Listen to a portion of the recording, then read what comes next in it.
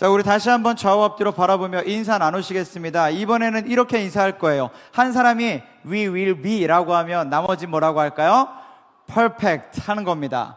혀를 최대한 많이 꼬아서 발음할 겁니다. 하겠습니다. 시작! We will be 하고 계십니까? 다시 한번 하겠습니다. 여러분 이렇게 동참하지 않으면 어떡해요? 다시 하겠습니다. 한 번 더 We will be perfect. 시작! 네.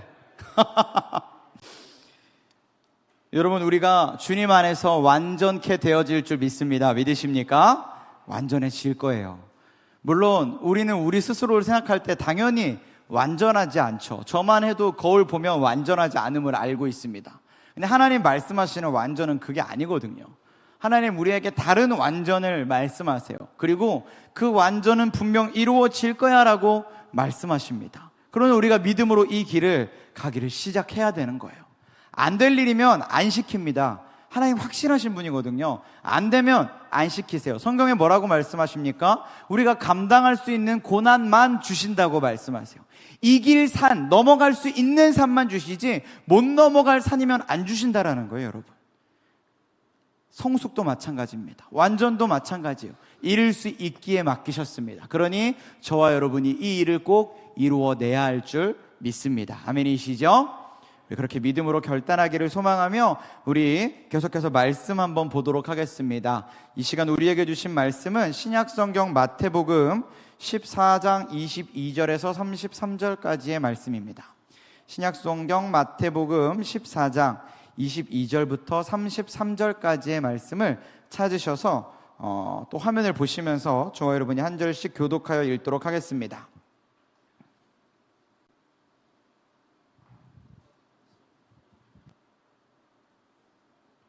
그렇죠. 자, 22절부터 제가 읽겠습니다. 예수께서 즉시 제자들을 재촉하사 자기가 무리를 보내는 동안에 배를 타고 앞서 건너편으로 가게 하시고 무리를 보내신 후에 기도하러 따로 산에 올라가시니라. 저물매 거기 혼자 계시더니 배가 이미 육지에서 수울이나 떠나서 바람이 거스름으로 물결로 말미암아 고난을 당하더라. 밤 사경에 예수께서 바다 위로 걸어서 제자들에게 오시니 제자들이 그가 바다 위로 걸어오심을 보고 놀라 유령이라 하며 무서워하여 소리 지르거늘 예수께서 즉시 이르시되 안심하라. 나니 두려워하지 말라. 베드로가 대답하여 이르되 주여 만일 주님이시거든 나를 명하사 물 위로 오라 하소서 하니 오라 하시니 베드로가 배에서 내려 물 위로 걸어서 예수께로 가되 바람을 보고 무서워 빠져가는지라 소리질러 이르되 주여 나를 구원하소서 하니 예수께서 즉시 손을 내밀어 그를 붙잡으시며 이르시되 믿음이 작은 자여 왜 의심하였느냐 하시고 배에 함께 오름에 바람이 그치는지라 배에 있는 사람들이 예수께 절하며 이르되 진실로 하나님의 아들이로소이다 하더라. 아멘. 할렐루야. 아멘. 우리 계속해서 하나님의 말씀 앞에 나아가고자 합니다. 두 번째 말씀의 제목은요, 바다를 보지 않고예요. 여러분 저희가 방금 이 말씀을 읽었습니다. 혹시 이 말씀 전에도 읽어보거나 들어본 적이 있으십니까? 보통 있죠. 예수님께서 바다 위, 물 위를 걸어오시는 굉장히 멋진 장면이거든요. 우리도 이런 경험을 해봤으면 좋겠다라는 생각을 할 정도로 굉장히 멋진 장면이에요. 근데 여기서 제자들은 어때요? 예수님을 보고 유령이다 하면서 무서워하는 굉장히 하찮은 모습을 보여주고 있어요. 그래서 우리 사실 이 말씀을 그동안 읽거나 묵상해 오면서 제자들을 속으로 많이 비웃었습니다. 야, 예수님인데 왜 유령이라 그래? 살면서 제일 하면 안 될 말 중에 하나가 예수님 보고 귀신이라고 하는 거잖아요. 그걸 지금 제자들이 했단 말이에요. 우리 굉장히 이걸 하찮게 여겼어요. 근데 사실 상황을 조금만 생각해 보면 이 제자들의 상황이 굉장히 이해가 가는 부분이 많습니다. 우리 한번 그 이야기를 먼저 나눠볼게요. 먼저 우리가 읽었던 말씀 24절 끝에 보면요, 이런 말씀이 있어요. 뭐라고 써있냐면 물결로 말미암아 뭘 당하더라? 고난을 당하더라. 여러분 지금 이 배에 누가 타고 있어요? 제자들이 타고 있어요. 예수님이 이 오병이어의 기적을 막 행하시고 한참 제자들이 신나했을 때 먼저 얘네 배를 태워 보냈단 말이에요. 제자들끼리 배를 타고 갔어요. 근데 이 제자들 중에는 어부 출신 모태 어부들이 정말 많아요. 많은 제자들이 어부 출신입니다. 그래서 배랑 굉장히 친숙하다고요. 배랑 친숙하다는 말은 이들은 그 누구보다 바다를 잘 알고 물길을 잘 안다는 거거든요. 근데 이런 베테랑들이 지금 뭘 당하냐면 고난을 당하고 있어요. 그 말은 무슨 말일까요? 베테랑조차 어려울 만큼, 고난스러울 만큼 이 물결이 심상치 않다라는 겁니다. 그러니까 진짜 엄청난 풍랑이 불어왔다라는 거예요. 그리고 또 성경에 뭐라고 기록하냐면 이 일을 당한 시간이 언제냐면 밤 사경이에요. 우리로 따지면 이 밤 사경은요, 새벽 3시부터 5시입니다. 여러분 새벽 예배 오려고 일어나는 딱 그 시간이에요. 보통 그 시간에 눈을 잘 안 뜨시겠지만 보통 그 시간에 눈을 뜨면 굉장히 밤하늘이 깜깜합니다. 아직 해가 뜨지 않거든요. 근데 이 바다 위에서 등대도 없고 조명도 없는 이 캄캄한 시간 가운데 뭘 만났냐면 풍랑을 만났어요. 배가 뒤집어질 정도의 풍랑을 만났습니다. 앞도 보이지 않는 캄캄한 가운데 배가 뒤집어질 위기에 처한 거예요. 이 상황이 어떨까요? 두렵죠. 무섭죠. 공포스럽습니다. 정말 죽겠구나 싶은 그런 생명이 위태로운 상황에 제자들이 처해 있는 거예요. 이것만 해도 굉장히 공포 자체인데 여러분 이 상황 가운데 제자들이 뭘 봅니까? 바다를 봤더니 바다 위로 보이면 안 될 게 보여요. 이 깜깜하고 어둡고 아무것도 한 치 앞도 보이지 않는 풍랑 가운데 저 바다 위로 뭐가 보이냐면 사람의 형체가 보이는 거예요. 심지어 이 사람의 형체가 점점 나에게 가까워 옵니다. 여러분 이게 안 무섭겠어요? 이게 두렵지 않겠습니까? 여러분 보통 배를 타보시면요, 배를 탔을 때 이 컴컴한 바다 위로 사람이 걸어온다는 상상을 하십니까? 우리 보통 안 하죠, 그런 상상을. 예전에 제가 서울에 안 살아봐서 잘 모르겠는데 저희 어릴 때 많이 듣던 서울 루머 중에 뭐가 있었냐면 자유로 귀신이라는 게 있었거든요. 들어보셨습니까? 이 자유로 운전해서 쭉 가다 보면 거기 한 번씩 귀신이 나타난다라는 거예요. 근데 이 자유로 귀신은 언제 나타나냐면 꼭 밤에 나타나요. 안 나타날 법한 자리에 나타난다고 해서 이게 그런 뭐라고 할까요? 루머, 무서운 이야기들이거든요. 근데 지금 이 제자들이 당한 상황도 그래요. 마치 바다 괴담처럼 일어나지 못할 일, 아무것도 없어야 할 그 자리에 사람의 형체 같은 게 보이고 점점 배로 가까워지니까 이게 두려운 거예요. 이게 이스라엘 이들의 역사니까 유령이다 귀신이다 소리치지 우리나라 대한민국 조선의 역사면요 100% 이건 저승사자라고 할 판입니다. 내가 딱 죽게 됐구나, 내가 지금 저승사자를 봤어 할 상황이에요. 그런 상황입니다. 근데 이런 극심한 공포 가운데 지금 제자들이 처해 있는 거예요. 근데 알고 보니까 그들을 공포로 밀어놓고 있는 이 풍랑 가운데 찾아오신 분이 누구였냐면 귀신이 아니라 예수님이었던 거죠. 예수님이었어요. 제자들도 드디어 이분이 예수님인 걸 알았습니다. 그럼 감사할까요? 안 감사할까요? 감사하죠, 여러분. 귀신인 줄 알았는데, 죽을 위기에 처한 줄 알았는데 예수님이 우리의 이 상황 가운데 찾아오셨으니까 이거 진짜 눈물 나도록 감사한 상황이에요. 심지어 이들이 배를 타기 전에 무슨 일을 겪었어요? 오병이어의 기적을 겪었단 말이에요. 이 도시락 가지고 이 수많은 사람들을 먹이는 엄청난 역사를 제자들이 봤다고요. 그러니까 지금 이분이 예수님인 걸 알았을 때 제자들 입장에선 정말 눈물 나도록 와 살았다 감사할 일인 거죠. 근데 여러분 성경을 보십시오. 제자들이 예수님의 찾아오심을 보고 극히 감사하였더라라는 말씀이 있습니까? 없어요. 제자들이 한 행위는 똑같습니다. 두려워하며 놀라며 유령이라 소리 지른지라, 이게 다예요. 감사하지 않아요. 예수님이 찾아왔는데, 내 삶에 예수님이 물 위를 걸어 찾아오셨는데 제자들은 감사하지 못합니다. 왜요? 아직 감사할 만한 상황이 아니거든요. 지금 이들에게는 감사할 만한 여력이 없거든요. 앞에 말씀드린 상황이 뭐예요? 풍랑이 몰아쳐서 배가 뒤집어질 상황이에요. 죽기 딱 직전의 상황이고요. 앞도 보이지 않아요. 구명선이 있는 것도 아니고 스마트폰이 터지는 것도 아니에요. 딱 죽을 상황입니다. 배가 뒤집어져도 전혀 이상하지 않을 파도예요. 근데 그 상황 가운데 예수님이 찾아오셨어요. 그럼 너무 감사할 것 같은데 상황은 어떻습니까? 예수님만 추가됐을 뿐이지 아직 아무것도 안 변했어요. 이게 포인트입니다. 예수님이요, 지금 성경을 보면 물 위를 걸어 제자들에게 찾아오셨는데, 그때 성경을 보면 물 위를 바다를 잠잠케 하며 제자들에게 나아오셨더라라는 말씀이 한 구절도 없어요. 그 말인즉슨 무슨 말입니까? 예수님도요 풍랑을 뚫고 오셨다라는 거예요. 그 일렁이는 파도, 그 배를 덮을 법한 파도 앞으로 그냥 걸어 오셨다라는 겁니다. 예수님이 제자들의 눈에 보이는 건 변하지 않는 사실이에요. 근데 예수님 뒤로 보이는 모든 풍경이요 여전히 공포스러운 풍랑 가운데 있었다라는 거예요. 그러니까 제자들이 지금 안심할 상황이 아닌 거예요. 예수님을 보고 와 너무 좋다 싶긴 한데 감사할 마음에 여력이 없는 겁니다. 왜? 상황은 아무것도 변하지 않았으니까.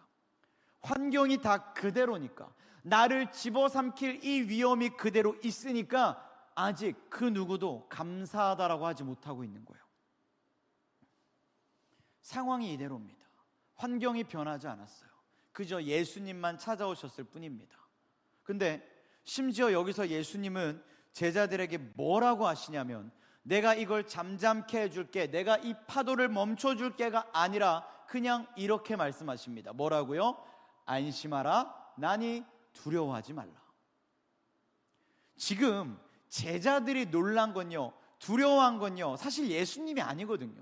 물론 예수님이 없어야 할 자리에 갑자기 딱 나타나시니까 놀라긴 했어요. 두렵긴 했어요. 귀신인가 싶었습니다. 근데 그건 그들이 당하고 있는 상황에 추가된, 첨가된 극히 일부의 공포일 뿐이고, 이 제자들이 두려워하고 있는 공포의 이 메인은 뭐예요? 핵심은 뭡니까? 상황이에요. 풍랑입니다. 바다예요. 이 배 위에 있다니 곧 뒤집어질 것 같은 생명의 위협입니다. 이게 포인트거든요. 제자들은 예수님인 걸 알았기 때문에 예수님은 이제 더 이상 안 두려워요. 상황만 집중하고 있어요. 근데 예수님 뭐라고 말씀하시냐면 안심하라, 두려워하지 말라, 나라 라고 말씀하신다라는 거예요. 제자들이 예수님의 이 말이 귀에 들어올까요, 여러분? 상황이 아무것도 안 변했는데, 여전히 나는 죽을 위기에 처해 있는데, 배 붙잡고 겨우 숨만 쉬고 있는데 찾아오셔서 대뜸하시는 말이 안심하라, 나니 두려워하지 말라라는 말씀이면, 여러분 이게 안심이 되고 정말 두려워하지 않고 정말 마음 편히 귀에 그 말씀이 따스하게 들리시겠냐고요. 제자들 입장에서는 아닌 거예요. 그냥 예수님의 이 말씀조차 답답한 겁니다. 이게 무슨 말도 안 되는 말이에요. 예수님, 내가 언제 예수님을 두려워했어요? 잠깐 놀랐을 뿐이지. 예수님 지금 해주셔야 할 건 이 배를 안정케 하는 거지, 그런 거 알려주실 시간이 아니에요. 이게 제자들의 마음이었을 거라고요. 물론 예수님 면전이니까 그렇게 못 말했겠지만 그게 그들의 솔직한 마음이었을 거라고요. 여러분, 우리도 이건 마찬가지 아닙니까? 우리도 예수님께 기도할 때 늘 뭐라고 기도해요? 내 환경과 상황을 바꿔달라고 기도합니다. 내가 처한 이 문제들을 해결해달라고 기도해요. 내가 상황이 위태롭고 시간이 촉박하고 마음이 급하고 늘 위기의식에 빠져서 불안해 죽겠으니까 주님, 나의 이 상황 좀 바꿔주세요. 그게 우리의 기도 제목이라고요. 우리 늘 그렇게 기도한다는 거예요. 우리가 원하는 건 이 상황을 바꾸시는 하나님의 역사지, 안심하라, 나니 두려워하지 말라라는 주님의 말씀이 아니라는 겁니다. 아닌 것 같아요? 우리는 그 정도 믿음 아니라고 생각하십니까? 많은 분들이요, 교회에 와서 상담을 받고 신방을 받기를 원하십니다. 그렇게 상담을 하고 신방을 해요. 그러면 많은 말들을 오고 가지만 결국 신방을 받는 분들께 신방해드리는 입장에서 하는 말이 뭘까요? 기도하셔야 됩니다. 하나님 의지하셔야 돼요. 예수 그리스도를 바라보셔야 됩니다. 이겁니다. 아멘이십니까? 이게 핵심이거든요. 사실 이거 말고 드릴 말씀이 아무것도 없어요. 근데요, 이런 말씀을 드리면요, 당연히 이 말이 위로가 돼야 되고요, 이 말을 통해 힘과 동력을 얻어야 되지만 찾아오는 마음이 강팍해졌기 때문에 이 말들을요 곧이곧대로 받아들이지 못해요. 기도하셔야 돼요. 기도할게요. 하나님 의지하세요. 예수님 바라보세요라는 말이 정말 능력의 말씀인데 이 말씀을 들어도 힘을 얻지를 못한다고요. 그리고 뭐라고 생각합니까? 그런 말은 나도 하지. 내가 그런 상투적인 말 들으려고 온 줄 알아? 내가 기도 안 해서 찾아온 줄 알아? 그런 말은 나도 해. 내가 원하는 건 그게 아니잖아. 그러니까 아무리 시간이 지나고 아무리 많은 신앙생활을 해도요, 결국 우리 다 똑같아요. 우리 다 답정너입니다. 답정너 아세요? 답을 정하고 온다라는 거예요. 답정너입니다. 신방을 받고 위로를 받으려고 오셔서 우리가 하는 그 정확한 정답을 전달드려도 우리가 원하는 답은 따로 있다라는 거죠. 결국 예수님이 하신 말씀처럼 안심하라 나니 두려워하지 말라라는 말씀은 답정너인 거예요. 주님 그 말 말고요, 내가 듣고자 하는 말은 따로 있다라는 거예요. 그게 우리의 자세라는 겁니다. 그리고 그렇게 신방을 마치고 나면요, 위로받지 못하고 동력을 얻지 못해서 결국 나중에는 어떻게 합니까? 신앙의 끈을 놓아버리기도 합니다. 그런 말은 나도 할 수 있다고, 예수님 왜 내게 응답하지 않냐고 답답하다고 예수님 이기적이라고 치부해버리고 신앙의 끈을 놔버려요. 굉장히 위험한 선택들을 너무 쉽게 합니다. 이유가 하나예요. 내 상황이 그대로인데 왜 주님은 늘 똑같은 말씀만 하시냐라는 겁니다. 이해가 안 되는 부분이 아니에요. 제자들 입장에서도 이 예수님을 향해 감사하지 못하는, 예수님을 의지하지 못하는 이 상황이요, 이해가 됩니다. 우리가 다 겪어봤으니까 이해가 돼요. 근데 여러분, 이 예수님의 말씀이요, 그렇다고 해서 정답이 아니었다고 여러분 그렇게 확신할 수 있으십니까? 지금 예수님 필요 없는 말을 굳이 하신 거라고 여러분 그렇게 장담할 수 있으세요? 우리 중 누구도 할 수 없죠. 저희 집에 이 딸아이가 있습니다. 아시죠? 이렇게 저랑 똑같이 생기는 뛰어난 애 하나 있어요. 근데 한 번은 제가 저희 가족이 이 아이를 데리고 여행을 간 적이 있어요. 이렇게 여행을 가서 잘 놀고 이제 비행기를 타러 가려고 돌아오려고 가는데 하필 교통체증에 걸린 거예요. 그래가지고 공항까지 빨리 가야 되는데 시간이 촉박한데 나는 다시 비행기 표를 추가로 끊을 돈이 없는데 이 시간이 너무 촉박한 거죠. 그래서 겨우겨우 공항에 도착하자마자 이 수함을 맡기고 티켓팅하려고 일단 얘를 한 손으로 끌어안고 짐을 손으로 들고 뛰기를 시작했습니다. 하필 또 공항 입구에서부터 거기까지 멀더라고요. 물론 이렇게 비싼 거 타면 여러분 가깝습니다. 근데 알죠? 이렇게 가격이 내려갈수록 입구에서 제일 멀어요. 하필 또 저 먼데 끊어놨어. 그래가지고 얘를 안고 짐을 끌고 뛰기 시작했어. 왜? 난 급하니까, 난 마음이 초조하니까, 이걸 놓치면 안 되니까. 진짜 물론 이 친구가 아직 너무 어리고 작고 예뻐서 가벼워요. 근데 여러분 짐 들고 얘 들고 뛰려면 이게 쉬운 일이 아닙니다. 제가 평소에 헬스를 하는 것도 아니기 때문에 이게 힘들어요. 근데 어쨌든 늦지 않겠다는 그 조급한 마음으로 저는 얘를 안고 뛰기를 시작했어요. 근데 저는 막 마음이 초조해 죽겠는데 우리 딸아이는요, 제가 자기를 안고 뛰니까 아빠가 안고 뛰는 것 자체가 신이 나는 거야. 막 그래가지고 나는 막 얘를 안고 뛰면서 그 많은 사람들을 뚫고 가는데 얘는 자꾸 제 얼굴을 붙잡고 아빠 나 봐봐, 아빠 소리 좀 봐봐 하고 있는 거예요.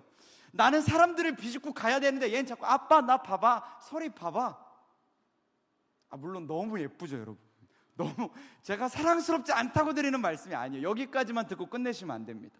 너무 사랑스럽죠. 근데 그 순간만큼은요, 저의 마음에 드는 생각이 이거예요. 답답했어요.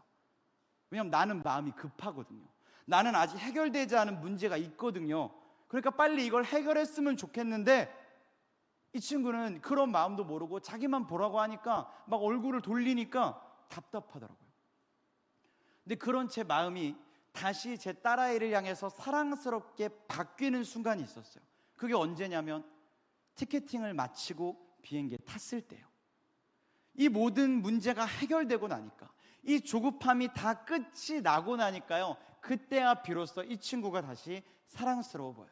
그리고 이 친구의 그런 장난들이 받아들여지는 거예요. 우리의 삶이 딱 그렇습니다. 우리는요, 늘 환경과 상황이 먼저예요. 우선입니다. 그래서 이 상황과 환경들이 해결되지 않으면, 이걸로 인한 우리의 마음의 문제들이 해소되지 않으면요, 우리는요 사실 무엇도 받아들일 여유가 없어요. 아무리 사랑스럽고 고마운 일도요, 내 마음이 척박하니까 고맙게 느끼질 못합니다. 제자들도 마찬가지였죠. 내 상황이 조급하고 위급하니까요, 이 예수님이 찾아오셨지만 달가워하질 않아요.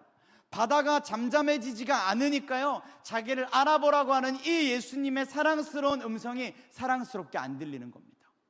지금 내 상황이 이러니까, 지금 내 환경이 이러니까 지금 주님께 오히려 날 그냥 내버려 달라고, 내버려 두든지 아니면 홍해 바다를 가르든지 내 상황을 좀 해결해 달라고 우리 그렇게만 주님께 기도해요. 근데 여러분 아셔야 돼요. 하나님은요, 예수님은요, 늘 홍해바다만 가르시는 분이 아닙니다. 오래된 영화 중에 제가 검색해 보니까 이 영화가 2007년에 나왔습니다. 혹시 07년생이신 분? 다행히 아직 없습니다. 근데 곧 있겠죠. 2007년에 나온 영화입니다. 꽤 오래됐어요. 근데 이 에반 올마이티라는 영화가 있더라고요.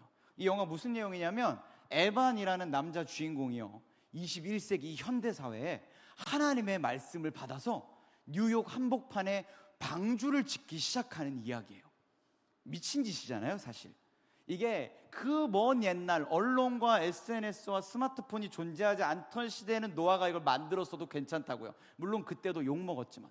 근데 21세기에는요, 이거를 만드는 순간 모든 언론과 매스컴의 시선이 이 에반에게 집중되게 됩니다. 그리고 언론에서 뭐라고 하냐면, 미친놈이 나왔다라고 이야기해요. 21세기 현대판 노아 미치광이라고 이야기해요.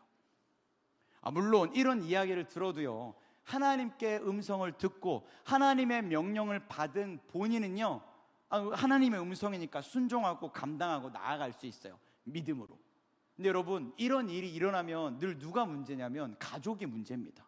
당사자 본인은 하나님 음성 들었으니까 믿음으로 가면 돼요, 감당하면 됩니다. 근데 가족은 아니거든요. 가족은요, 내 남편이, 내 아빠가 이런 이야기들을 듣는 미치광이라고 전 세계를 향해 전 세계로부터 손가락질을 당하는 이 상황이요, 전혀 납득이 안 돼요. 그래서 영화를 보면 이 에반이라는 주인공의 아내도요, 계속해서 원망합니다. 차라리 내 남편이 미친 거였으면 좋겠다가도 또 미치면 안 될 것 같으니까 막 이 상황이 답답한 거예요. 그래서 굉장히 눈물로 어려운 시간들을 보내는 장면들이 많이 나옵니다. 그러다가 이 아내가 이렇게 힘들어하고 괴로워하고 있을 때, 이 영화 가운데 하나님 역할을 맡은 그 멋진 중후한 노인인 그 모건 프리먼이 하나님 역할을 맡았는데, 그 모건 프리먼이 나타나서 이런 이야기를 해요. 하나님은 우리가 용기를 달라고 기도하면 용기를 주실까요? 하나님은 우리가 가족 간의 사랑을 기도하면 당장 우리 안에 그 몽글몽글한 사랑이 피어나게 하실까요?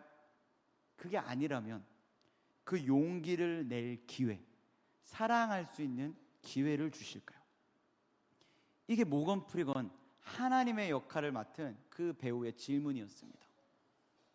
여러분에게 한번 질문해 볼게요. 여러분 생각은 어떠십니까? 하나님은 우리가 믿음을 달라, 용기를 달라, 사랑을 달라라고 기도하면 우리에게 지금 당장 불일 듯 일어나는 믿음과 용기와 사랑을 주실까요?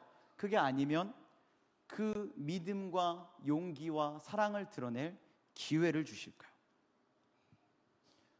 우리는 늘 뭘 원합니까? 홍해바다가 갈라지는 역사만 원합니다.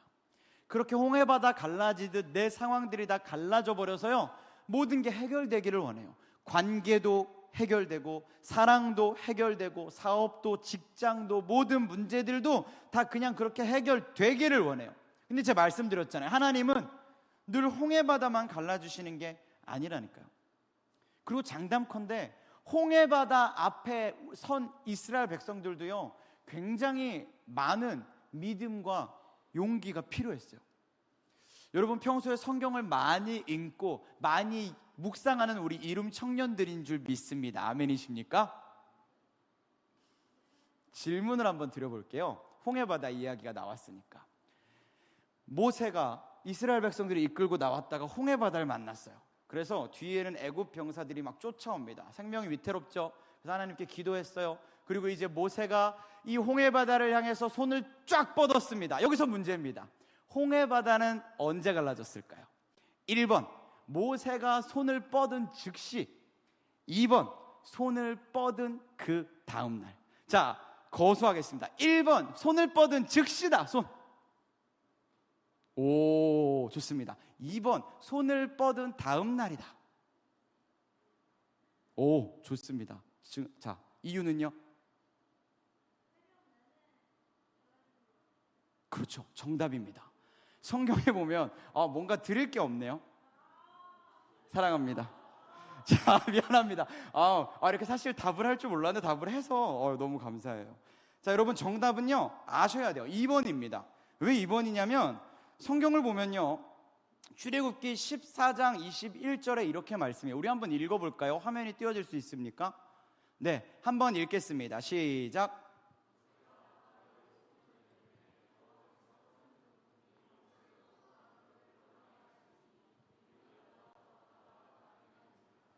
네, 방금 여러분 읽으신 이 말씀에 보면 뭐라고 기록하냐면요, 하나님께서 이 모세를 통해서 역사하시는데, 모세가 손을 내밀매 동풍이 불어오기를 시작하는데, 그게 얼마만큼 부냐면 밤새도록 불어옵니다.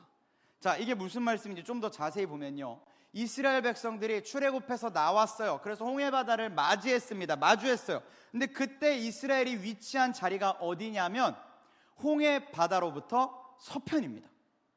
서편에 있었어요. 서쪽에 있었고 뒤에 애굽 병사들이 쫓아오는 겁니다. 근데 이 모세가 손을 딱 내미니까 하나님께서 큰 동풍을 보내시는데, 이 동풍은 밤새도록 불어왔어요. 동풍이면 여러분 어디서부터 불어올까요? 동쪽에서부터 불어오겠죠. 이스라엘은 어디 있어요? 서편에 있어요. 그러니까 바람은 정반대편에서 불어오기 시작하는 거예요. 그래도 이해가 되죠. 근데 여러분, 얘네가 건넌 게 홍해바다거든요. 지금 최근에 성경학자들의 연구에 따르면 이 홍해 바다 가운데도 이스라엘 백성들이 건넜던 지역이 어디냐면 지금의 수에즈만이 있는 위치일 거다라고 이야기합니다. 수에즈만, 나중에 네이버 지도 찾아보세요. 수에즈만이라는 곳인데 거기가 이렇게 가로지르는 폭이 얼마냐면 약 50km 정도 됩니다. 약 50km라 함은 부산 해운대에서 대마도 반대쪽을 바라보는 길이가 50km입니다. 그럼 여러분, 이 50km라는 거리가요, 바다 건너편을 바라봤을 때 보일까요? 안 보일까요? 안 보입니다. 그러니까 이스라엘 백성들이 막 모세한테 이야기해가지고 모세가 기도하고 엄청 멋있게 손을 쫙 뻗어서 홍해바다를 가르쳤어요. 그래서 이스라엘 백성들의 기대는 이제 이게 눈앞에서 쫙 갈라지는, 우리가 영화 10개에서 봤던 그런 장면들을 상상하지만 실제로는 어때요? 감사합니다. 손을 쫙 뻗었는데 눈앞에 변화는 아무것도 없고 저 멀리서 슬슬슬 바람만 불어요. 50km 너머에서부터 동풍이 불었으니까 그 바람이 당장 닥쳐올 리가 없죠. 그리고 성경에 기록한 대로 이 바람이 밤새도록 불어서 동쪽에서부터 천천히 땅이 마르고 바다가 갈라지기 시작해서 밤이 샌 다음 날쯤 됐을 때가 비로소 마른 땅이 됨으로 이스라엘 백성들이 건너기 시작한 겁니다. 그러니까 손을 뻗은 다음 날이에요. 여러분, 이런 지식을 이제 우리가 알았으니까 이거는 그냥 지식으로 두시고 우리가 주목해야 될 건요, 이스라엘 백성이 바다를 바라봤는데 당장 바다가 안 갈라졌어요. 당장 바다가 안 갈라졌는데 모세는 손을 뻗었고 이제 바다를 지켜보고 있습니다. 동쪽에서 슬슬 바람만 불어와요. 이스라엘 백성은 뭐 해야 돼요? 뒤에 있는 애굽 병사들로 인해 두려워하면서 저 바다를 밤새 바라봐야 했습니다. 제가 말했잖아요, 50km라니까요. 아무리 바다를 바라봐도 저 수평선밖에 보이지 않아요. 다음 날쯤 되니까 이제 저기서부터 천천히 마른 땅이 보이기 시작했겠지, 당장은 눈에 보이는 어떤 변화도 없었다라는 겁니다. 근데 밤새도록 그 바다를 마주하고 있어야 됐어요. 이게 쉬운 일일까요? 쉬운 일이 아니죠. 아마 성경에 기록하지 않지만 이 이스라엘 백성들이 앞에서 원망하고 불평했던 걸 생각하면 이 원망과 불평의 눈초리로 모세를 계속해서 째려봤을 겁니다. 저거를 구워 삶아 뭐 어떻게 했을 거예요. 성경 그 앞에 기록된 네가 우리를 죽일 매장할 자리가 없어서 우리를 여기까지 끌고 왔냐라는 말들을 밤이 새도록 쏟아냈을 거예요. 바람을 맞으면서도 그게 뭔지 모르니까. 그러다가 그 한참의 시간이 지나서야 동풍으로 인해 바다가 갈라지니까 그걸 보기 시작하니까 그때야 비로소 안심하고 바다를 건너기 시작했을 겁니다. 여러분, 우리의 신앙도 마찬가지예요. 우리의 믿음도 마찬가지입니다.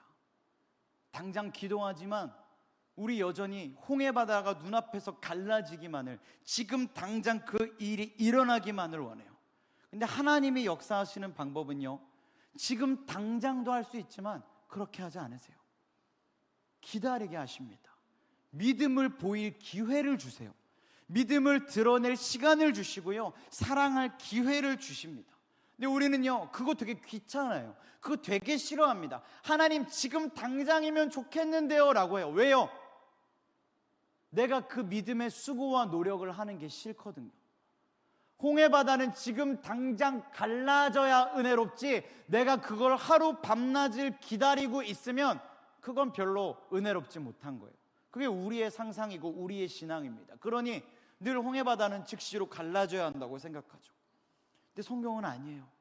홍해바다는 하나님께서 그 반대편으로부터 서서히 천천히, 엘리야가 바알과 아세라 선지자 850명과 싸워 이기고 나서 이제 그가 비가 내리기를 기도할 때 어떻습니까?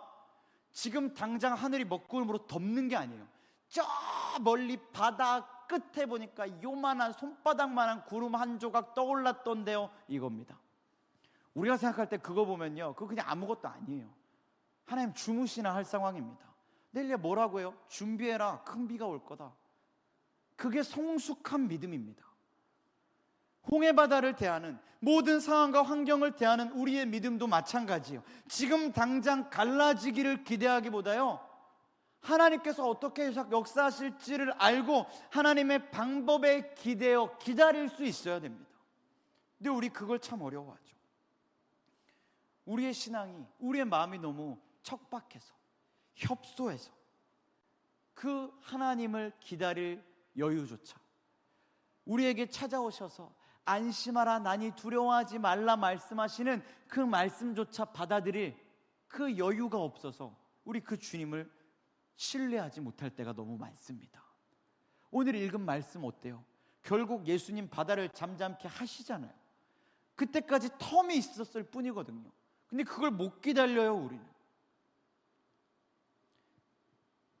하나님은 늘 우리에게 홍해바다를 갈라주시지 않습니다.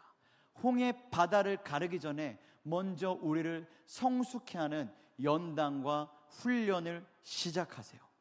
그러니 여러분이 지금 처한 모든 상황에 하나님이 당장 바다를 가르지 않는다고 하셔서 여러분 하나님을 의심하고 돌아서셔서는 안 됩니다. 하나님은 믿음을 달라 하는 우리에게 그 믿음을 드러낼 기회를 주고 계세요. 믿으십니까? 지금 당장 사랑을 달라고 하는 우리에게 하나님은 그 사랑을 드러낼 기회를 주고 계신 거예요. 그러니 여러분 믿음으로 주님 앞에 서셔야 됩니다. 내 마음이 그렇지 못하다고 해서 거절하는 게 아니라 믿음으로 그 주님 앞에 서셔야 돼요. 오늘 읽었던 말씀 에베소서 4장 13절에 뭐라고 말씀합니까? 온전한 사람을 이루어 그리스도의 장성한 분량이 충만한 데까지 이르리니 라고 말씀합니다.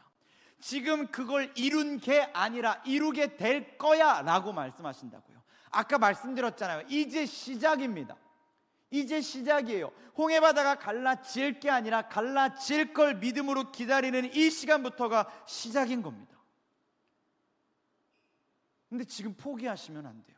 성숙을 이제 이루어 나가야 되는데 여기서 벌써 다 포기해버리시면 안 됩니다. 성경은 우리에게 계속해서 말씀해요. 성숙해야 된다고. 근데 성숙은요, 냅두면 되는 게 아니거든요. 쉬운 것만 넘어간다고 경험치가 쌓입니까? 아닙니다.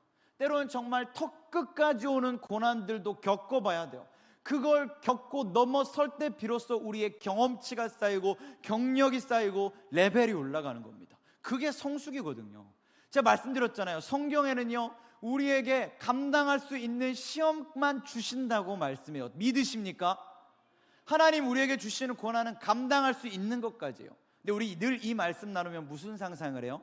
아, 감당할 수 있는 믿음이니까 이렇게 푹 뛰면 넘어갈 수 있을 거라고 상상을 합니다. 무슨 방지턱 마냥 그냥 이렇게 넘어가면 넘어갈 거라고 생각해요. 근데 아니에요.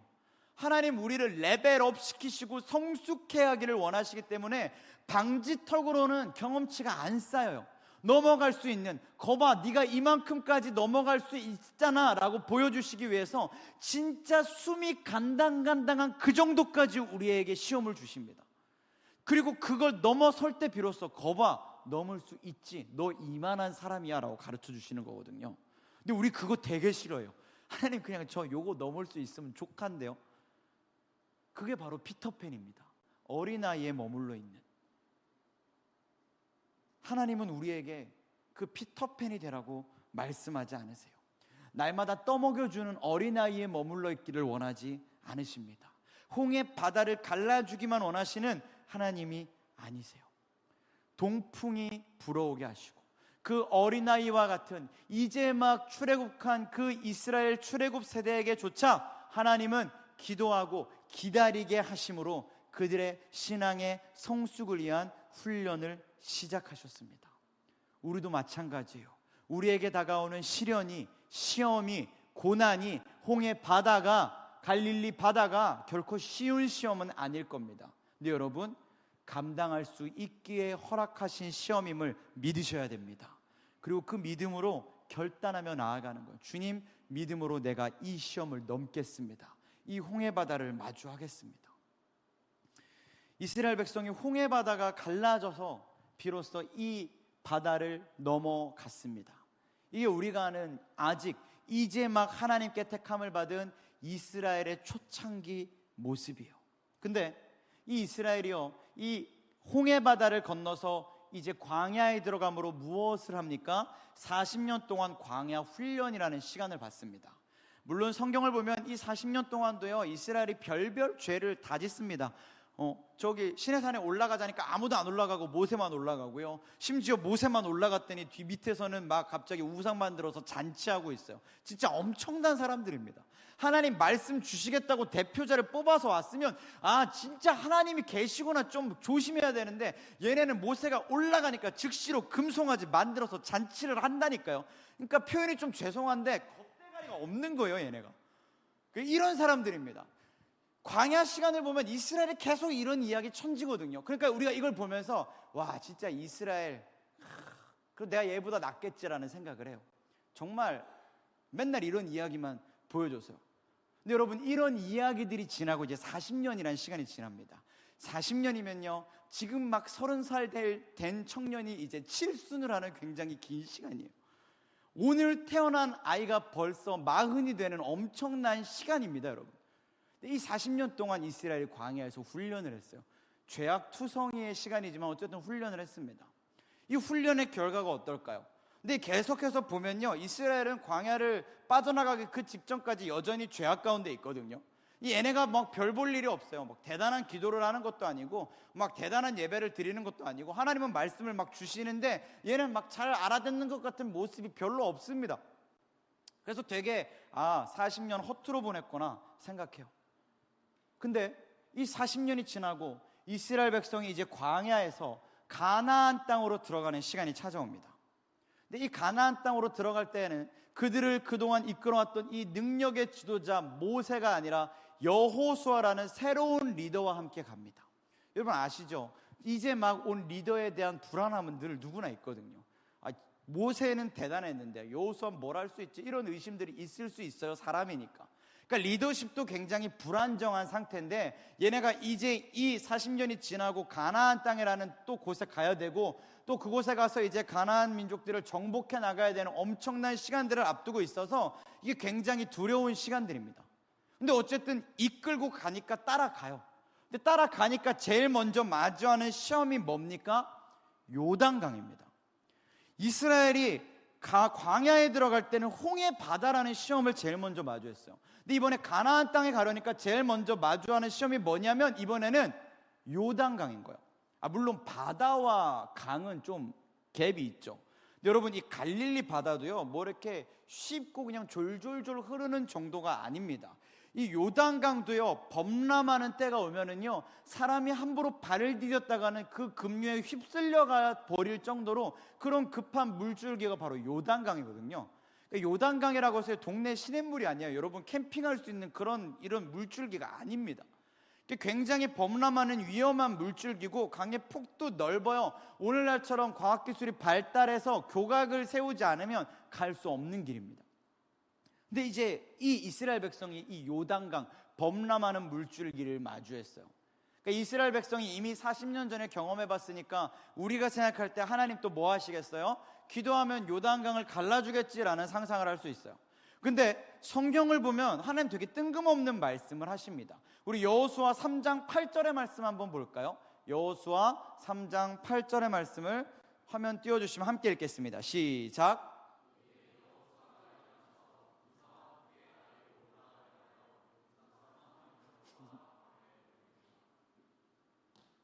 죄송합니다. 저 말씀이 아니에요.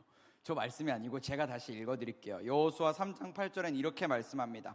너는 언약궤를 맨 제사장들에게 명령하여 이르기를 너희가 요단 물가에 이르거든 요단에 들어서라 하라 라고 말씀합니다. 이거예요.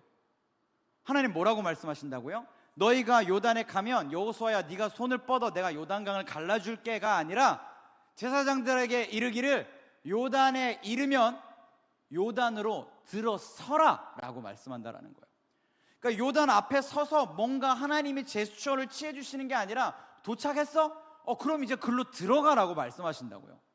제가 말씀드렸잖아요. 요단 물줄기는요, 범람하는 사람이 범접하면 안 되는 곳이라니까요. 그렇게 급한 물줄기인 곳입니다. 목숨을 잃을 수도 있는 홍해바다에 맞먹는 위험한 장애물이에요. 근데 하나님 뭐라고 말씀하시냐면 도착하면 그대로 들어가. 여러분, 이 말씀이 뭔 것 같으세요? 하나님 우리에게 죽으라고 하시는 거 아닙니까? 누가 봐도 죽을 것 같은 물줄기에 먼저 들어가라고 하시니까 이거는 여기까지였나 보다. 광야에서 우리가 죄를 너무 많이 져서 하나님 여기서 우리를 끝내시나 보다. 제2의 이스라엘이 있으신가 보다. 이렇게 오해할 수 있는 상황이에요. 충분히.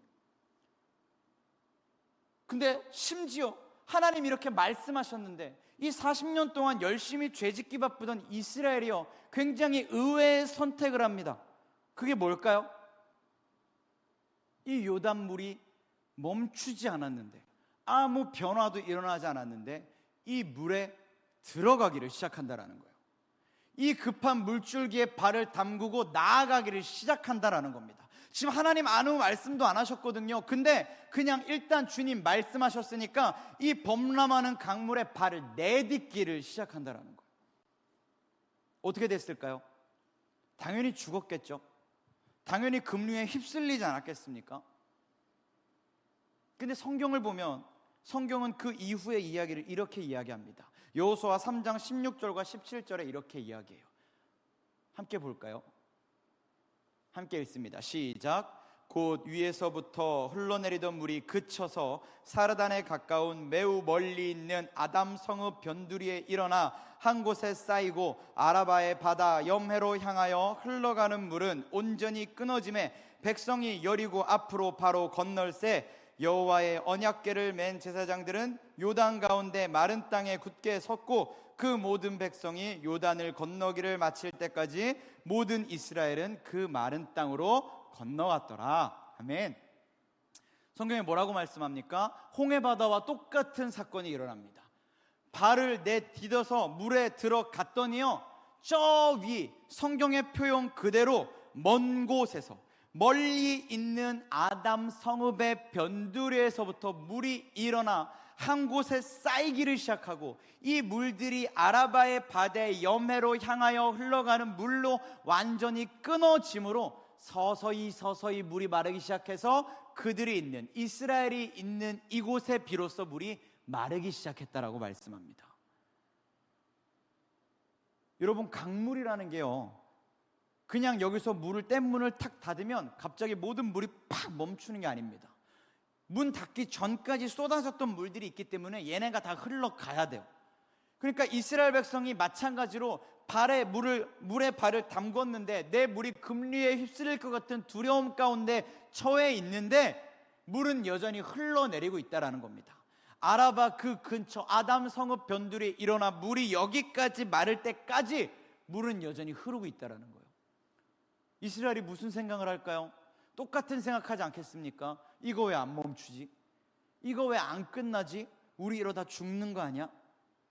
얼마의 시간인지 계산할 수 없지만 또 한참의 시간이 그들 가운데 지났을 겁니다.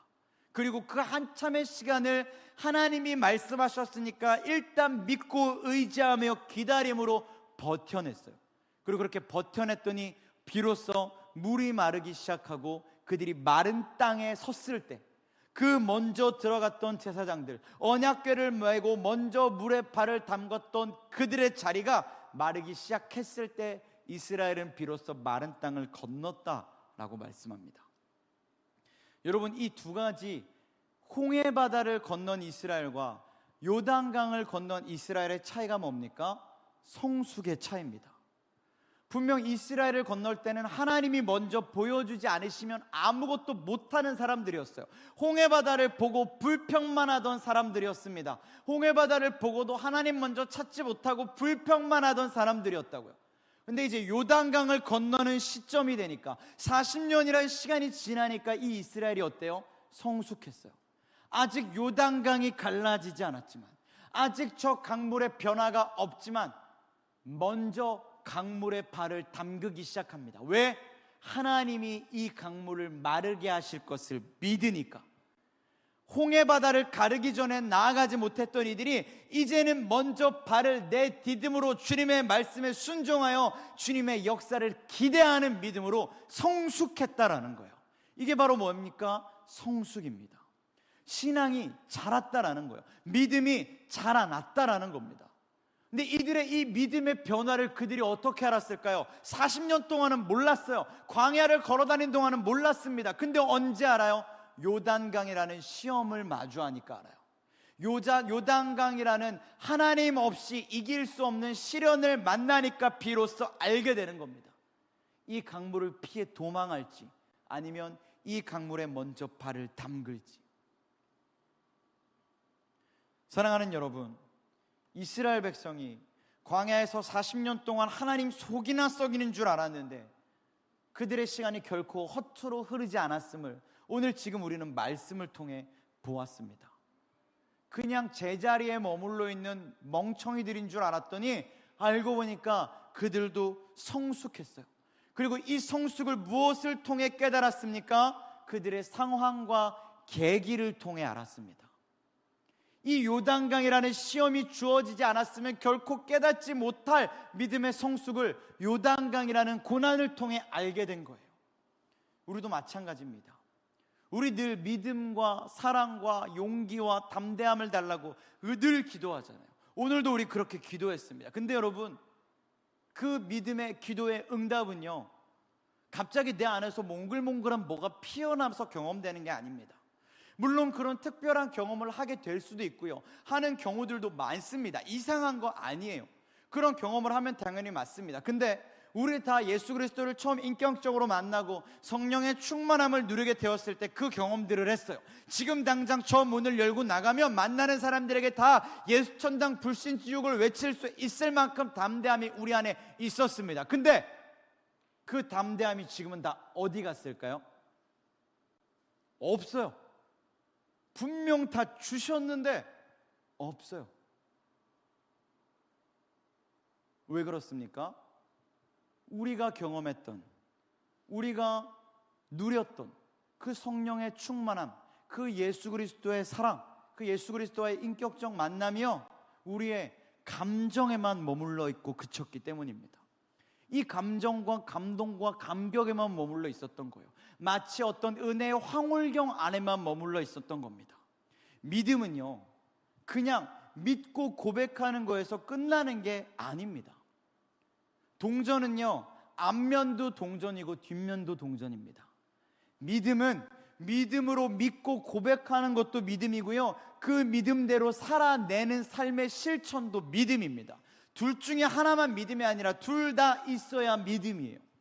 우리가 예수 그리스도를 믿게 되었다, 구원받았다라는 건요, 믿고 구원받아 고백한 것이 아니라요, 그대로 삶을 살아내는 실천까지가 포함되는 의미입니다.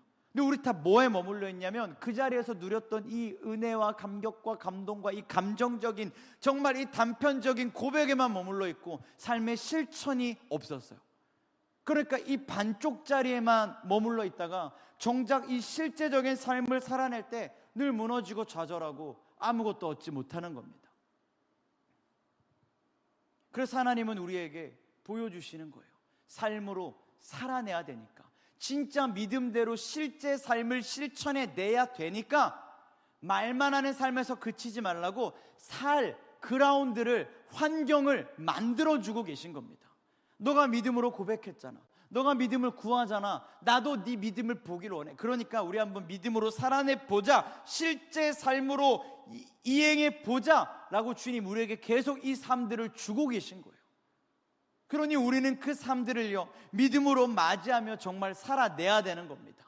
범람하는 요단강에 발을 담고 봐야 되는 거예요. 홍해 바다를 향해서 손을 뻗어 봐야 되는 겁니다. 근데 그러한 실천들 어떤 것도 없이 자꾸 믿음만 주세요, 사랑을 주세요, 은혜를 주세요, 담대함을 주세요, 주고 계시다니까요. 하나님 계속 주셨어요. 계기와 상황과 기회를 계속 주셨습니다. 그럼 이제 실천해서 그걸 경험하면 되는데 안 한다는 거예요. 하나님 이거 말고요. 하나님 이거 말고요. 저거 빨리 해치워 달라니까요. 그게 믿음이잖아요. 다시 오늘의 말씀으로 돌아와 볼까요? 제자들이 풍랑을 만났습니다. 바다가 범람해서 배를 뒤집어 엎고 죽을 위기에 처해 있어요. 그 순간에 예수님이 오셨고 예수님 말씀하십니다. 안심하라, 나니 두려워하지 말라. 전혀 도움 안 될 말씀을 해요. 제자들이 허탈했겠죠. 근데 이 허탈한 상황 가운데, 풍랑으로 힘겨워하는 이 상황 가운데 한 명의 제자가 갑자기 불쑥 툭 튀어나와서 이런 말을 합니다.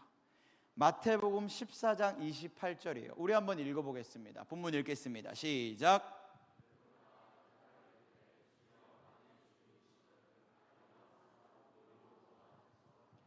아멘.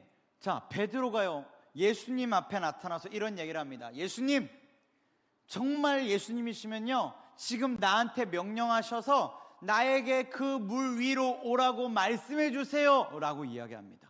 주님, 저에게 물 위로 오라고 명령해 주세요. 이 일렁이는 파도, 이 죽음의 위기 가운데 발을 내디디라고 말씀해 주세요. 이런 이야기를 하고 있다라는 거예요. 여러분 계속 생각하셔야 돼요. 바다가 멈췄습니까? 풍랑이 잔잔해졌어요? 아니라니까. 예수님도 물벼락 계속 맞고 계세요. 그냥 바다 위에 서 계실 수 있는 분이니까 서 계신 겁니다. 우리가요 이렇게 잘못된 상상을 해요. 성경에 없는 상상을 그걸 가지고 자꾸 상상을 하는 거야. 물은 막 이렇게 일렁이는데 예수님만 이렇게 온화하게 뒤에 후광 비치면서 있으실 거라고. 굉장히 현실적인 책입니다. 성경은 그런 얘기 안 썼어요. 그러니까 예수님께도 계속 풍랑은 몰아치고 있었을 거예요. 다만 그분이 그것에 요동치 않는 대단한 분일 뿐인 겁니다. 믿으십니까? 그런 상황인 거예요. 근데 이제 예수님께 이 베드로가 그 일렁이는 그 위태로운 바다 위로 예수님 나를 좀 불러주세요라고 요청하고 있는 겁니다. 여러분 이게 상식적인 생각에서 바라보면요, 이 베드로의 요청이 뭘까요? 이건 이제 거의 그냥 미친 거예요. 아, 얘가 생명의 위기에 처하니까 죽기를 자처하는구나. 그런 얘기 들어보셨어요? 사람이 정말 추운 데서 발발 떨다가 생명의 위기가 오면요, 정신줄을 놓으면요 따뜻하게 느낀대요. 그래서 그 추운 엄동설 안에서 자꾸 옷을 벗는데요, 덥다고. 그러다가 죽는 거죠. 지금 이 베드로도 어찌 보면 마찬가지 아닐까요? 죽음의 위기에서 겁을 먹고 두려움에 떨다가 결국 미쳐가지고 예수님 나를 글로 오라고 해주세요. 제가 그 물 위로 뛰어들어 장렬히 전사해 볼게요. 누가 봐도 이런 말도 안 되는 상식적이지 못한 말을 뱉고 있는 삶입니다. 상황입니다. 그러면 우리 늘 지혜로우신 예수님이면 이걸 뜯어 말려줘야 돼요. 이 미치광이야, 정신 차려라고 하셔야 된다고요. 근데 예수님은 뭐라고 하십니까? 더 대단한 말씀을 하시죠. 오라 라고 말씀하십니다. 죽음의 위기의 자리 가운데로 예수님은 오히려 오라 라고 말씀하신다고요. 파도가 멈추지 않았는데, 풍랑이 일고 있는데 예수님은요 이 베드로의 요청, 이 위태로운 바다 위로 오히려 뭐라고 말씀하시냐면, 그래 너의 발을 내디뎌 나에게 오라 라고 하신다고요. 이 예수님의 대답 여러분 어떻게 들리십니까? 파도가 미친 듯이 치고 있어요. 배가 계속 수시로 뒤집어지면서 죽을 위기에 있습니다. 바다 위로 가는 게 아니라요, 지금은요 이 나무 배를 어떻게든 붙잡고 있어야 돼요. 이 배가 가라앉고 배가 파손돼도 물 위에 뜰 수 있는 이 나무라도 붙잡고 있어야 그나마 살 가능성이 있는 그런 위태로운 위기 가운데 있습니다. 그러면 여러분, 바다 위로 가는 게 아니라요, 무슨 일이 있어도 이 배를 붙잡아야 돼요. 구명조끼가 있으면 구명조끼를 붙잡듯이 이 나무로 된 배를 어떻게든 붙들고 있어야 된다고. 이 배를 벗어나는 게 사실 제일 위험하다고요. 베드로에게도 지금 마찬가지입니다. 상식은요, 이성은요, 경험은요, 논리는요 뭐라고 합니까? 야, 너 거기 가면 죽어라고 말합니다. 눈에 보이는 모든 상황이 그러니까 너 거기 가면 죽어라고 말한다고요. 이게 예수님이 하시는 말씀, 오라는 말씀도 결국 우리의 상식과 이성은 죽어라는 말로밖에 안 느껴지게 만든다고요. 근데 여러분, 우리 이미 알고 있어요.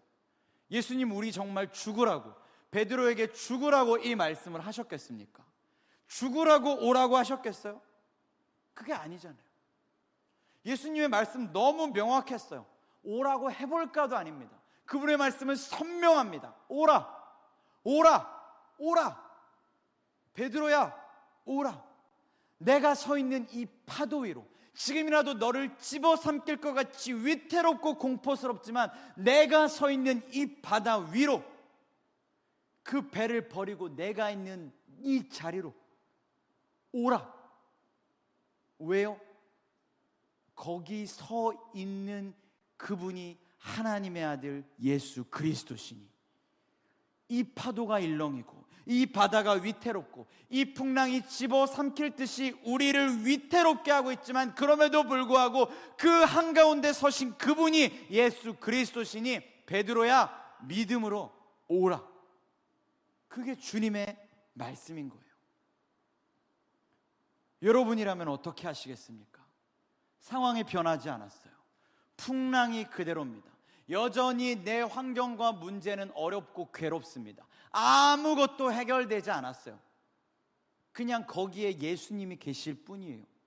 근데 그 주님이 말씀하십니다. 오라. 네가 붙들고 있는 그 배, 네가 지금 제일 안전하다고 여기는 그 배, 네 경험과 이성이 무슨 일이 있어도 붙들어야 한다고 말하는 그 배, 그거 버리고 내가 선 이 바다 위로 오라. 주님 그렇게 말씀하신다면 여러분은 어떻게 하시겠습니까? 여러분도 지금 그렇게 붙들고 있는 게 있잖아요. 여러분도 지금 밟고 선 게 있잖아요. 여러분의 직장일 수도 있고요, 사업장일 수도 있고요, 가정, 환경, 관계, 친구, 공동체 많을 거예요. 여러분의 학벌, 여러분의 재산, 뭐 얼마나 있는지 모르지만 여러분 그거 다 붙들고 있잖아요. 그리고 그걸 통해 안심하잖아요. 이 위태로운 세상, 이렇게 급박하게 변해가는 이 세상에도 그래도 내가 요 정도 일어났으니 이거 붙들고 있으면 내 삶이 그래도 안정적이겠지. 여러분 그러고 있지 않습니까? 내 삶에 어려운 문제가 찾아와도 내가 그래도 이런 친구들이 있으니까, 관계가 있으니까 그거 붙들고 있으면 그래도 내가 좀 버틸만 하겠지. 이거라도 버티고 붙잡고 있어야 내가 살 수 있겠지. 여러분 그러고 계시지 않나요? 여러분 그게 우리가 밟고 있는 바로 이 배인 겁니다. 이 풍랑 위에 밟고 있는 배인 거예요. 근데 여러분, 저 위태롭게 서 있는 분이 예수님이시라는 이유로, 정말 아무것도 변하지 않았는데 그냥 거기 서 계신 저분이 예수 그리스도시라는 이유로, 그 이유 하나만으로 여러분 이 모든 합리적인 것들을 내팽개치고 이 배를 벗어나실 수 있으시겠습니까? 그게 가능하시겠어요? 쉽지 않습니다. 우리의 직장 지금 당장 그만두고 예수님께 발을 내딛는 거 우리 못해요. 우리 집 바로 팔아버리고, 내 차 바로 팔아버리고, 지금 당장 내 얼굴에 있는 이 예쁜 화장 다 쌩얼로 지워버리고 나가라고 하면 못합니다, 여러분. 근데 지금 베드로가요, 하고 있어요. 이 말도 안 되는 이 미친 짓을, 광기에 어려야 할 수 있을 법한 이 일을 하고 있습니다. 예수님 나를 불러주세요라는 거예요. 그리고 심지어 주님은 오라라고 말씀하셨습니다. 도저히 합리적이지 않아요. 이성적이지 않고요, 논리적이지 못하고요, 상식적이지 못합니다. 분명 우리의 모든 생각들은, 우리의 모든 경험들은요, 이 베드로와 같은 행동들을 만류하고 있을 거예요. 그렇게 하면 안 돼. 너 이거 놓치면 어떻게 하려고? 너 이거 붙들지 않으면 뭐 먹고 살려고? 너 당장은 어떻게 할 건데? 우리의 모든 환경과 조건들은 그 이야기를 합니다. 상식, 이성, 경험, 모든 건 우리의 이 믿음의 결단들을 만류하고 있어요. 그게 당연한 거니까, 그게 상식적이니까. 근데 여러분 아셔야 합니다. 상식도, 이성도, 경험도 결코 생각해내지 못하는 게 있어요. 그 모든 것들이 대단해 보이지만 그 모든 것들 또한 간과하는 것이 있습니다. 그게 뭘까요? 그 물 위에 서 계신 분이 하나님의 아들 예수 그리스도시라는 거예요. 그 이유 말고는 아무것도 이 일을 설명할 수 없습니다.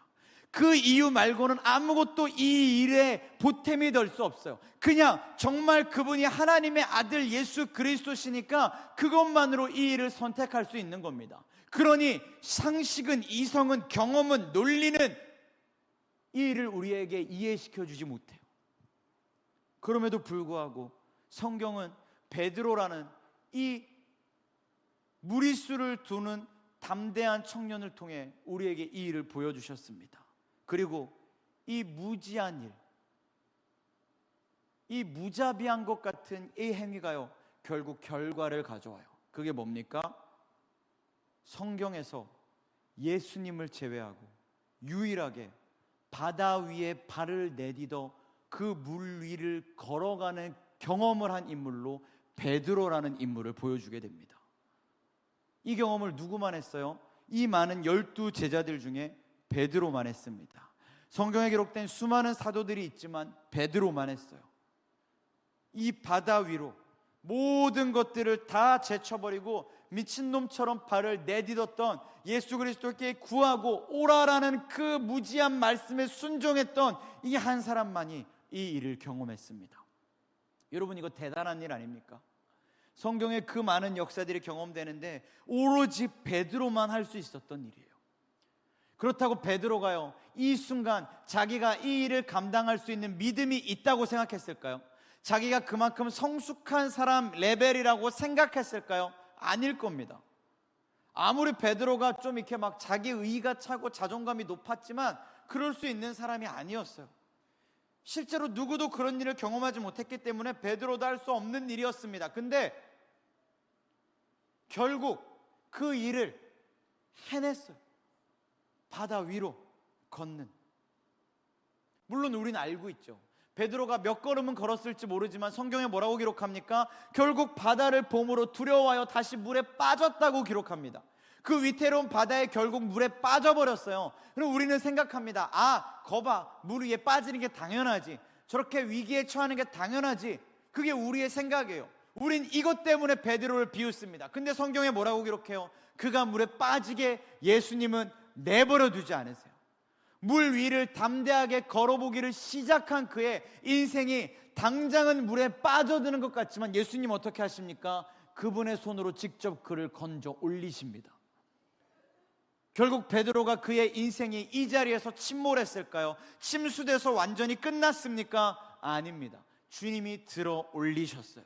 그는 그 순간 구원받았고요, 그 순간 예수 그리스도께 붙들려 그의 삶이 완전히 붙잡히게 되었습니다. 여러분, 이거보다 대단한 경험이 어디 있어요? 여러분, 이것보다 놀라운 경험이 어디 있습니까? 베드로의 인생에서 평생 자랑할 만한 일 아닌가요? 여러분, 우리 삶이요, 늘 평탄하길 바라지만, 늘 아무 일 없길 바라지만 늘 이 갈릴리 바다와 같습니다. 잔잔하다가도 갑자기 위태로운 풍랑이 불어치는 게 바로 우리의 삶이라는 거예요. 갑자기 내 삶을 송두리째 앗아갈 정도의 파도를 매일 몰아치는 게 바로 우리의 삶입니다.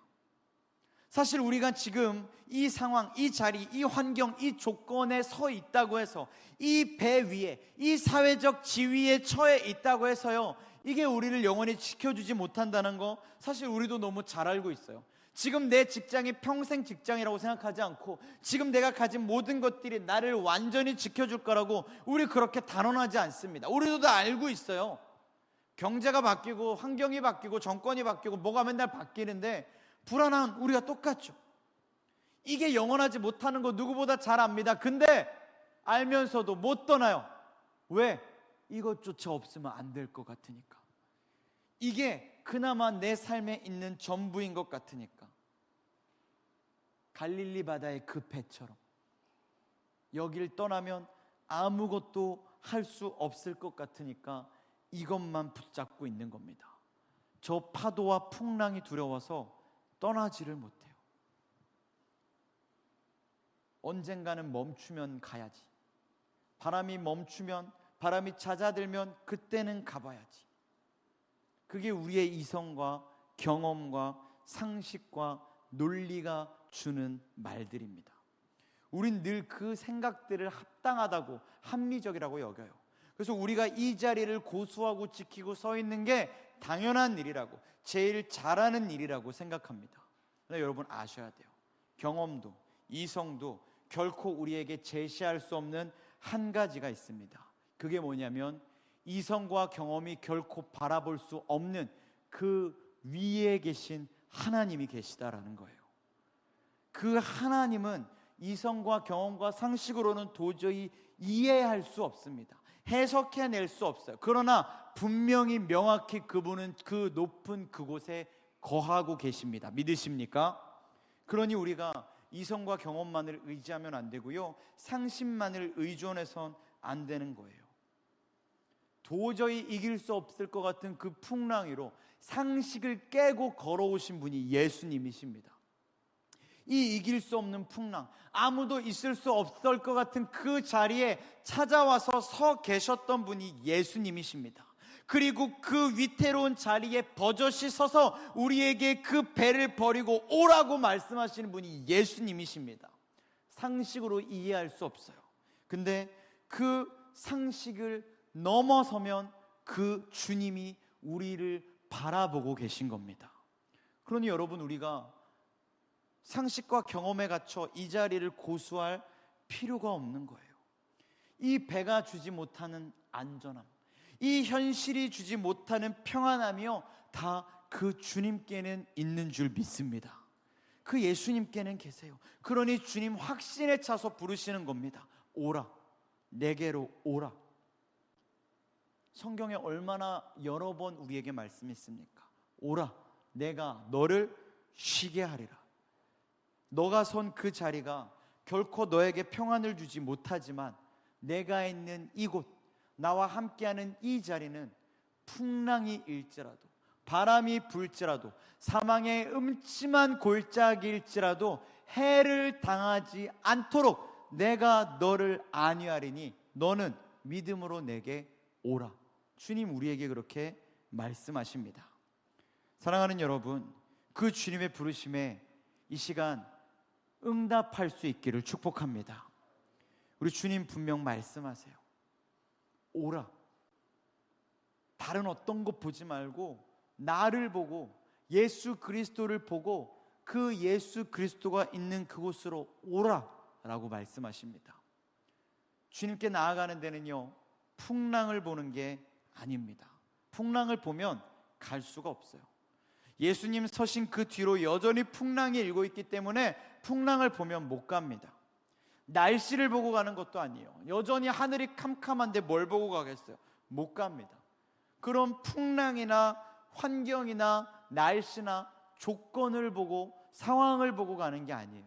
오로지 무엇만을 보고 가는 걸까요? 예수 그리스도만 보고 나아가는 겁니다. 그게 믿음의 시작이에요. 물 위를 몇 발짝 걸을지는 중요하지 않습니다. 물 위를 걷는 사건이 중요한 게 아니에요. 내가 지금 이 환경을 떠나면 얼마나 안전할 수 있을까가 중요한 게 아닙니다. 중요한 건 내가 지금 이 안전한 배를 떠나 예수 그리스도께 발을 내딛었다는 것에 있습니다. 그 믿음을 통해 주님이 일하시는 거예요. 요단강에 물이 잠겨야 주님 물을 멈추기 시작하셨습니다. 그 믿음을 보이기까지 주님은 기다리시는 거고요, 그때까지 주님은 이미 모든 걸 예비하고 준비하고 계셨습니다. 믿음을 보이기만 해 내가 너에게 다시 없을 역사를 보여줄게. 그게 우리 주님의 각오였어요. 주님이 결단하고 각오하셨는데, 그럼 정말 보고 누리고 경험하기만 하면 되는데 우리의 믿음이 없어서, 우리의 믿음이 연약해서 이 환경에 안주해버려서 그걸 경험하지 못하고 있었던 겁니다.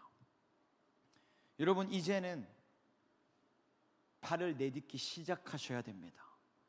계속해서 홍해바다 앞에 서 계시면 안 됩니다. 마른 땅이 보이기만 기대하시면 안 돼요. 지금 이제 우리가 나아가야 할 길은요, 먼저 그 요단강에 발을 담그는 것입니다. 먼저 저 바다를 바라보며 예수 그리스도가 거기 계시니 이 배를 떠나는 것입니다. 그게 바로 성숙을 향한 발걸음이고요. 그 성숙한 발걸음을 주님이 책임져 주시는 거예요. 믿음만 달라고 기도만 하지 마세요. 사랑을 달라고 기도만 하지 마십시오. 기도했으면 여러분 이제 시작하셔야 돼요. 믿음의 발걸음, 그 믿음의 삶을, 실천을 시작하셔야 됩니다. 사랑을 달라고 말하면서 사랑을 실천하지 않으면 사랑하지 않는 거예요. 말씀을 끝맺겠습니다.